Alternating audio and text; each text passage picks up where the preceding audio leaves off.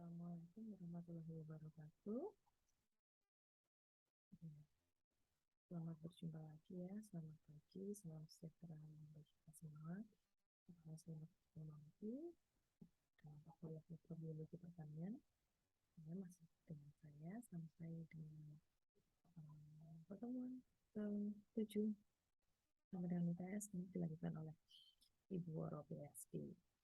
Baik, sebelum kita memasuki materi ini, ya, apakah pada materi sebelumnya waktu pertemuan pertama ada yang mau ditanyakan? Barangkali setelah dari rumah dibaca-baca lagi, ya setelah dari kampus ke rumah dibaca-baca lagi materinya, terus kemudian ada yang belum paham, silahkan ditanyakan. Jadi nanti ketika kita sudah masuk ke materi selanjutnya, sudah tidak bingung lagi, ya. Oke, belum ya.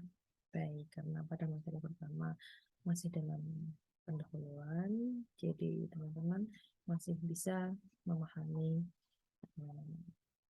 mengenai secara umum mikrobiologi yang ada di lingkungan kita. Baik, setelah minggu lalu kita mengenal mikrobiologi secara umum, pada pertemuan kali ini, minggu ini, pertemuan kedua, kita akan bersama-sama mempelajari mengenai mikrobiologi pertanian. Oke.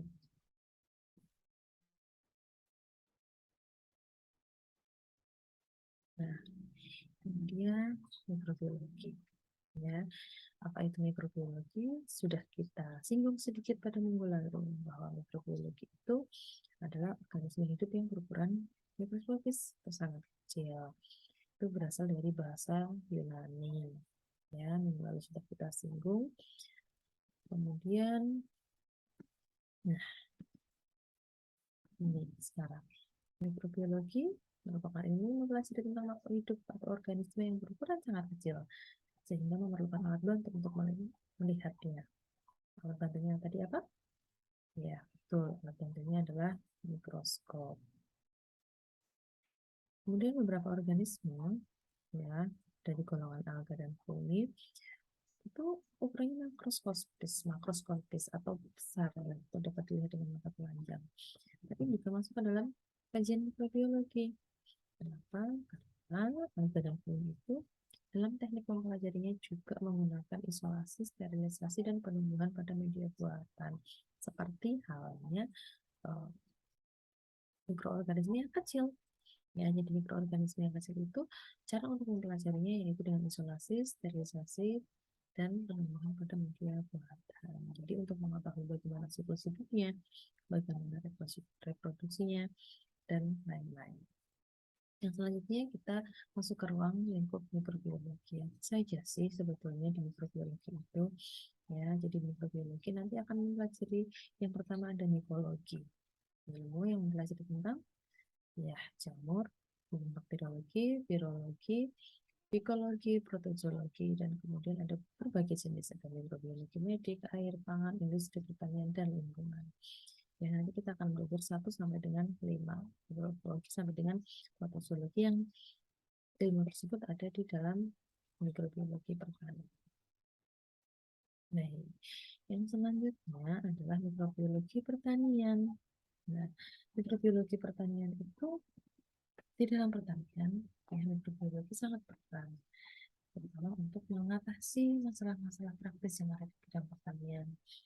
Contohnya apa saja? Misalnya dalam pengendalian hayati atau dengan penyediaan pupuk atau unsur hara. Kemudian tugas mikrobiologi pertanian adalah untuk mempelajari dan memanfaatkan mikroorganisme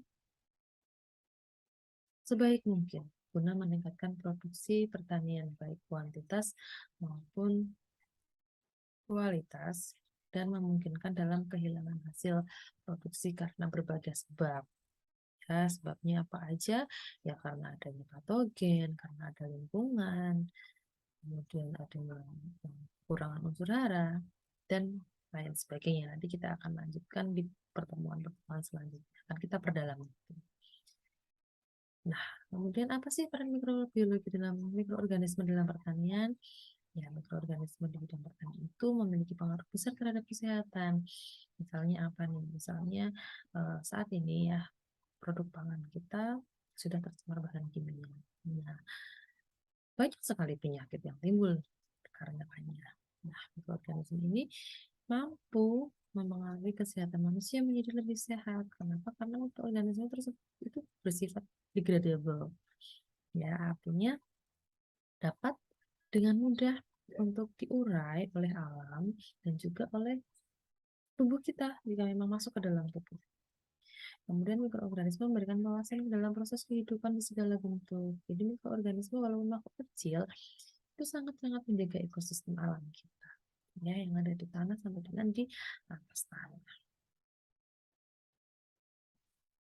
Nah, ini adalah salah satu gambar yang menunjukkan peran penting mikroorganisme dalam keseimbangan alam. Peran pentingnya apa? Ya, peran pentingnya dapat kita lihat di sini. Ini ada gambar tikus. Tikus atau hewan atau makhluk hidup mengeluarkan kotoran. Ya, kotoran-kotoran ini yang kemudian akan menjadi mikroorganisme yang menghuni tanah, ya, yang ada di dalam tanah. Mikroorganisme-organisme ini yang nantinya akan berubah menjadi bahan-bahan organik, ya. Seperti ini ada unsur N, P, K yang disebut bapak unsur mikro, unsur mikronya ada Fe, ada N, ada Cl, ada Ca+, ada Fe, ya, itu unsur uh, mikro. Nah, dan unsur makro dan mikro ini adalah unsur-unsur yang dibutuhkan oleh tanaman agar tanaman tersebut bisa tumbuh dengan baik. Oke, kita lanjutkan. Nah, peran mikroorganisme untuk industri. Ternyata mikroorganisme itu bisa loh dibuat obat. Mikroorganisme yang berasal dari pertanian bisa untuk obat manusia, bisa. Misalnya seperti ini. Ya, saya pernah mengalami sendiri bahwa ada mikroorganisme yang dijadikan obat sebagai obat Candida albicans atau jamur Candida albicans. Ini sebagai obat sariawan. Jadi lidahnya itu dipenuhi dengan miselium jamur. Di situ anak saya tidak mau makan karena rasanya yang rasa makanannya mungkin udah hambar. Nah, metabolit sekunder dari Bacillus yang berasal dari perakaran tanaman ternyata bisa diekstraksi. Kemudian ekstraksinya itu bisa menjadi sebuah obat yang diproduksi massal, ya, dan dimanfaatkan di bidang industri kesehatan. Itulah peran mikroorganisme di bidang kesehatan. Kemudian mikroorganisme berperan sebagai PGPR atau plant growth promoting. Rizobacter artinya dia sebagai perangsang pertumbuhan tanaman. Nah, di sini PGPR dapat berfungsi atau dapat menfiksasi nitrogen, dapat menghasilkan hormon-hormon produksi, kemudian dapat membantu nodulasi perakaran, kemudian dapat menyediakan unsur hara, kemudian dia menghasilkan siderofor. Siderofor itu adalah untuk mengkelat patogen atau sifatnya adalah menghalau patogen. Ya, nah, di sini ada plant promoting Rizobacter yang di dalamnya ada mekanisme-mekanisme yang diantaranya ada menghasilkan indol asetik asid. Ya, indol asetik asid ini dia akan mensintesis nutrisi, kemudian akan dimanfaatkan oleh tanaman. Kemudian dia juga menghasilkan antibiotik dan siderofor. Dia akan menghalau patogen. Kemudian dia juga menghasilkan nitrogen, antifungal dan antioksidan, yang menghasilkan enzim yang berupa sitokinin dan giberelin untuk pertumbuhan tanaman. Juga menghasilkan yang terakhir metal solicitation dan unsur P. Ya, jadi ini adalah satu kesatuan atau mekanisme yang dihasilkan mikroorganisme dalam mekanismenya sebagai PGPR. Nah, selain PGPR, mikroorganisme juga memiliki peran sebagai fungsinya dalam memproduksi siderofor. Siderofor itu adalah sebagai agen antagonis atau memiliki fungsi sebagai biokontrol atau penghalau patogen penyebab penyakit. Di situ dia menghasilkan beberapa mekanisme, yaitu dengan mekanismenya sebagai antagonis, kemudian antagonis ya tersebut dia menghasilkan metabolit sekunder yang akhirnya bisa dimanfaatkan sebagai biopestiside, kemudian dia bisa langsung mengkelat patogen, kemudian dia juga bisa mensusasi N3 sehingga patogen tersebut kekurangan unsur hara sehingga akhirnya sampai di sini teman-teman ada pertanyaan?